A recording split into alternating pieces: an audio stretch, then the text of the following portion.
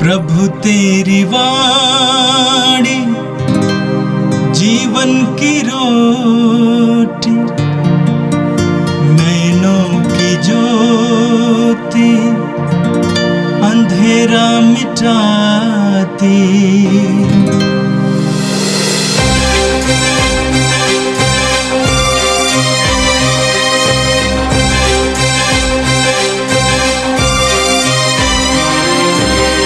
प्रभु तेरी वाणी जीवन की रोटी, नैनों की ज्योति अंधेरा मिटाती। प्रभु तेरी वाणी जीवन की रोटी, नैनों की ज्योति अंधेरा मिटाती। वाणी वाणी वाणी वाणी वाणी पवित्र है, शाश्वत है, जीवन का मन्ना है। 15 जुलाई शुक्रवार। पहला पाठ नबी इसायास का ग्रंथ, अध्याय 38। उन दिनों हिजकिय्याह इतना बीमार पड़ा कि वह मरने को हो गया। आमोस के पुत्र नबी इसायास ने उनके यहाँ जाकर कहा, प्रभु यह कहता है, अपने घर बार की समुचित व्यवस्था कीजिए, क्योंकि आपकी मृत्यु होने वाली है, आप अच्छे नहीं हो सकेंगे।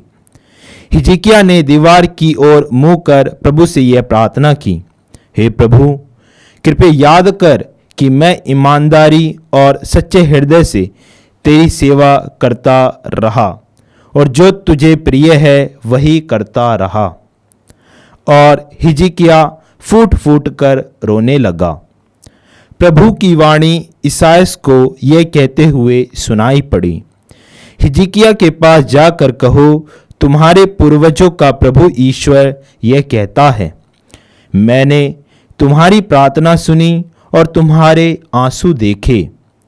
मैं तुम्हारी आयु 15 वर्ष बढ़ा दूंगा। मैं तुमको और इस नगर को असूर के राजा के हाथ से छुड़ाऊंगा और इस नगर की रक्षा करूंगा। इसायास ने कहा, अंजीर की रोटी लाकर फोड़ों पर रख दो और वह अच्छा हो जाएगा। हिजकिय्याह ने पूछा, मैं यह कैसे जान सकता हूँ कि मैं फिर प्रभु के मंदिर में जाऊंगा? इसायास ने उत्तर दिया, प्रभु अपनी प्रतिज्ञा पूरी करेगा। इसका चिन्ह यह होगा, आहाज की सीढ़ी पर ढलते हुए सूर्य की छाया देखो। वह छाया सीढ़ी पर उतर रही है।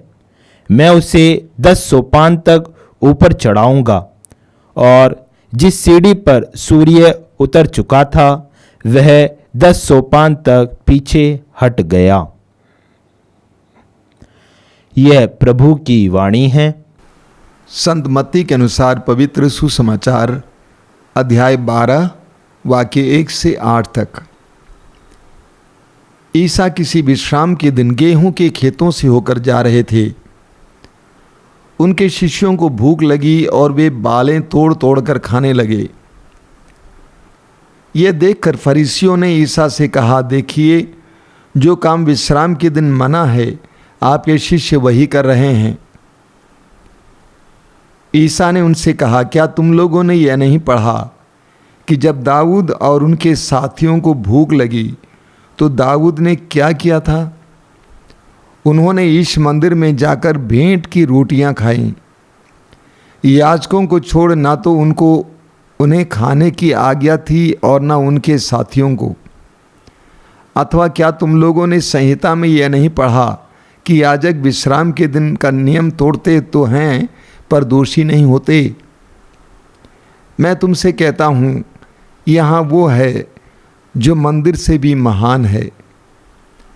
मैं बलिदान नहीं बल्कि दया चाहता हूँ। यदि तुम लोगों ने इसका अर्थ समझ लिया होता तो निर्दोषों को दोषी नहीं ठहराया होता,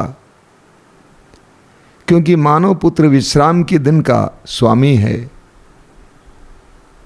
यह प्रभु का दिव्य सुसमाचार है। ख्रिस्त प्रभु की जय। मेरे प्रिय भाई और बहनों, आज का पहला पाठ नबी यशायाह के ग्रंथ के अध्याय 38 से लिया गया था। आज आपने राजा हेzekiah के बारे में सुना। वचन में लिखा हुआ है, उन दिनों हेzekiah इतना बीमार पड़ा था कि वह मरने को हो गया। अब हेzekiah कौन है? हेzekiah इस्राएल के उन राजाओं में से एक था जो प्रभु के प्रति वफादार था, ईमानदार था, प्रभु की आज्ञाओं का पालन करता था, प्रभु की दृष्टि में वही करता था जो प्रभु को प्रिय था। इसके बावजूद वो गंभीर रूप से बीमार पड़ गया और मरने को हो गया। कभी कभी लोग सोचते हैं जो प्रभु के प्रति ईमानदार हैं, जो प्रभु की आज्ञाओं का पालन करते हैं, वे कभी बीमार नहीं पड़ेंगे, उनके जीवन में किसी प्रकार की विपत्ति नहीं आएगी। कोई ज़रूरी नहीं है।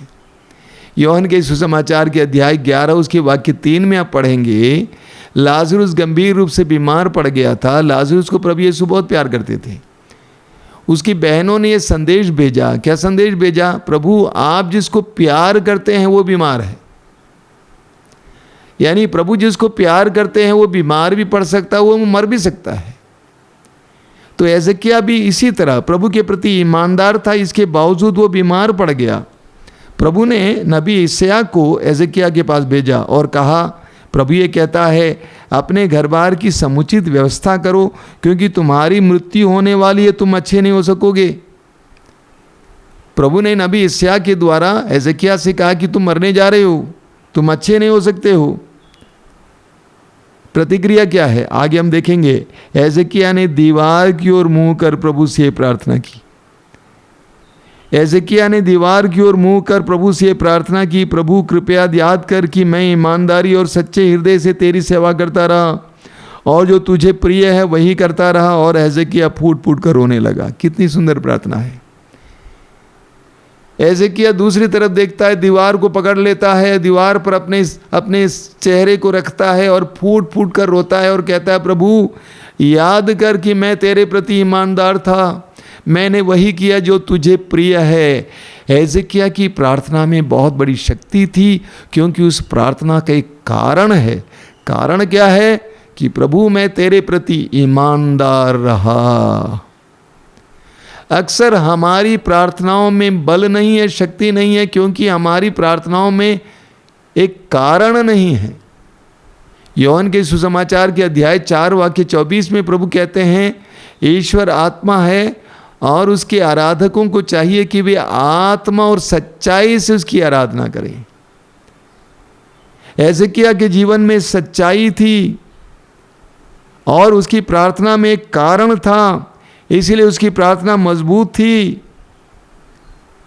इसलिए प्रभु ने हेzekiah की प्रार्थना सुन ली। वचन में लिखा हुआ है, प्रभु की वाणी यशायाह को ये कहते हुए सुनाई पड़ी, हेzekiah के पास जाकर कहो, तुम्हारे पूर्वजों का प्रभु ईश्वर ये कहता है, मैंने तुम्हारी प्रार्थना सुनी, मैंने तुम्हारी प्रार्थना सुनी। वचन में लिखा हुआ है प्रवक्ता ग्रंथ अध्याय 35 उसके वाक्य 20 में, जो सच्चे हृदय से, सारे हृदय से प्रभु की सेवा करता है उसकी सुनवाई होती है। जो सारे हृदय से प्रभु की सेवा करता है उसकी सुनवाई होती है। उसकी पुकार मेघों को चीर कर ईश्वर के पास पहुंच जाती है। हेzekiah सारे हृदय से ईश्वर की आराधना करता था, ईश्वर की सेवा करता था, इसलिए उसकी पुकार मेघों को चीर कर ईश्वर तक पहुंच गया। ईश्वर ने कहा कि मैंने तुम्हारी प्रार्थना सुनी और तुम्हारे आंसू देखे, मैंने तुम्हारे आंसू देखे। आंसू में बहुत बड़ा बल होता है मेरे भाई और बहनों। कई लोग आश्रम में आते हैं बहुत बड़ी बड़ी परेशानियां लेकर। मैं उनसे कहता हूं दर्शन भवन प्रभु के सानिध्य में जाइए, हो सके तो फूट फूट कर रोइए, फूट फूट कर रोइए, आपके आंसुओं को प्रभु को देखने दीजिए। जानते हैं जब हम प्रभु के सामने फूट फूट कर रोते हैं तो हमारा हृदय फटता है, हमारे हृदय में ईश्वर की कृपा को रिसने के लिए जगह मिलती है। कई लोग प्रभु के सामने फूट फूट कर रोने को तैयार नहीं है, उनके अंदर घमंड है, उनके अंदर संकोच है। लेकिन जो प्रभु के सामने अपने आप को बच्चों की तरह बनाता, राजा हिजकिय्याह बच्चे की तरह बन जाता, दीवार को पकड़ लेता है और फूट फूट कर रोता है। जब हम प्रभु के सामने अपने आप को नन्हे बच्चों की तरह बनाते हैं, फूट फूट कर रोते हैं, हृदय के भाव को प्रकट करते हैं, हमारे हृदय फटता है, उस दरार के जरिए ईश्वर की कृपा हमारी ओर बहने लगती है। प्रभु ने हिजकिय्याह को बचाया, वो मरा नहीं। ठीक इसके विपरीत प्रभु ने कहा कि मैं तुम्हारी आयु 15 वर्ष बढ़ा दूंगा, 15 साल और बढ़ा दूंगा। हमारी प्रार्थनाओं में बल तब आएगा जब हमारी प्रार्थनाओं का एक कारण होगा, हमारा जीवन ईश्वर के प्रति ईमानदार जीवन होगा, तब हमारी प्रार्थना में बल आएगा। इतना ही नहीं, हमारा हृदय फटेगा, तब हमारी प्रार्थना में बल आएगा। और आज के सुसमाचार में हमने सुना, मत्ती के सुसमाचार के अध्याय 12 से, ईसा किसी विश्राम के दिन गेहूं के खेतों से होकर जा रहे थे। उनके शिष्यों को भूख लगी और वे बालें तोड़ तोड़ कर खाने लगे। यह देखकर फरीसियों ने ईसा से कहा, देखिए, जो काम विश्राम के दिन मना है, आपके शिष्य वही कर रहे हैं। प्रभु यीशु एक विश्राम के दिन अपने शिष्यों के साथ खेतों से होकर जा रहे थे। आप जानते हैं, प्रभु ने मूसा के द्वारा यहूदियों को 10 नियम दिया। उसमें से एक नियम है कि प्रभु का दिन यानी विश्राम के दिन पवित्र रखना। यहूदियों के लिए यह नियम दिया गया था कि 6 दिन तुम काम करोगे, 7वें दिन तुम प्रभु के लिए समर्पित करोगे। उत्पत्ति ग्रंथ में हम पढ़ेंगे कि ईश्वर ने 6 दिन काम किया, सृष्टि की रचना की, 7वें दिन विश्राम किया। तो 7वें दिन को विश्राम दिन माना जाता है। और 7वें दिन यहूदी लोग कोई भी काम नहीं कर सकते थे।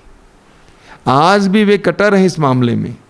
7वें दिन, इस विश्राम के दिन कोई भी काम नहीं करते थे। यहूदियों के लिए 7वां दिन है शनिवार। शनिवार के दिन को विश्राम दिन कहते हैं। हम लोग इतवार को प्रभु का दिन मानते हैं। तो शनिवार को वे लोग दूसरा कोई काम नहीं कर सकते थे, यहाँ तक कि भोजन भी नहीं पकाते थे।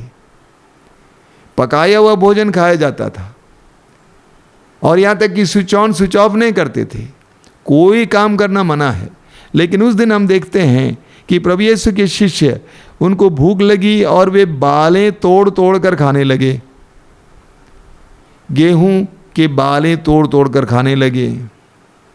और कुछ फरीसियों ने देख लिया और कहा कि ये विश्राम के दिन मना है। अब इसको समझना ज़रूरी है। क्या मना है? खाना मना नहीं है, लेकिन बालें तोड़ना मना है। बालें तोड़ने का मतलब है फसल काटना। बालें हाथ से भी तोड़ें तब भी वो फसल काटने के बराबर है, ये मना था। और उसको मसलना ये भी मना था। दौरी करना मना था। देखिए कैसे यहूदी, विशेष करके फरीसी लोग नियम के गुलाम बन गए थे। उनको प्रभु यीशु समझाते हैं। ईसा ने उनसे कहा, क्या तुम लोगों ने यह नहीं पढ़ा कि जब दाऊद और उनके साथियों को भूख लगी तो दाऊद ने क्या किया था? उन्होंने ईश मंदिर में जाकर भेंट की रोटियां खाई, याजकों को छोड़कर, और किसी को उसे खाने की आज्ञा नहीं थी। हम पढ़ेंगे इसके बारे में सामुएल के पहले ग्रंथ की अध्याय 21 में वाक्य 4 से। वहाँ पर हम पढ़ते हैं कि दाऊद अपने सैनिकों के साथ मंदिर में जाते हैं। उनको भूख लगी तो पुरोहित अहीमेलेक से पूछते हैं, आपके पास कुछ रोटियां हैं?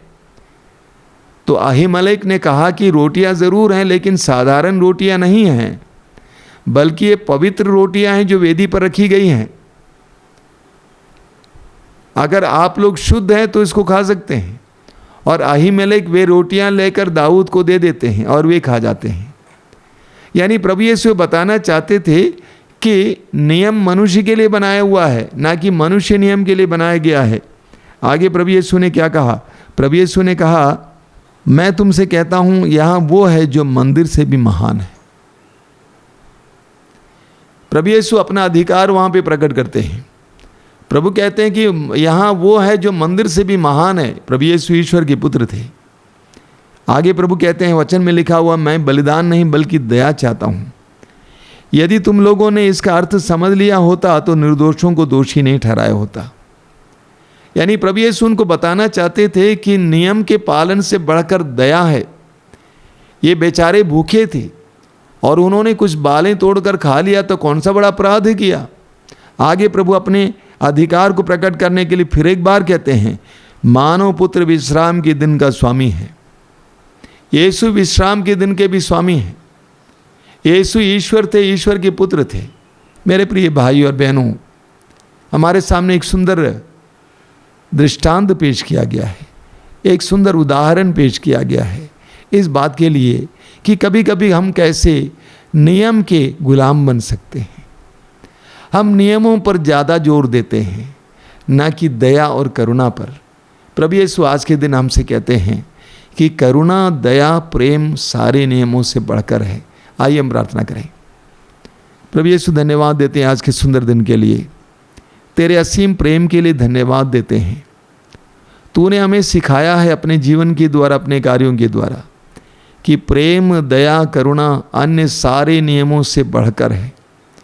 हमें तेरी तरह बना दे, हमारे हृदयों को विशाल बना दे, हमारे मनों को विशाल बना दे, हमारे मनों को मनुष्यों के प्रति ज़्यादा दयालु बना दे, हमारे अंदर हमदर्दी दें। नियम के प्रति जो कट्टर विचार है उसको निकाल कर हमें दया और करुणा के लिए अपने हृदय को खोलने के लिए सिखा। ए प्रभु यीशु, इन वचनों को सुनने वाले मेरे भाई बहनों को आशीर्वाद देना।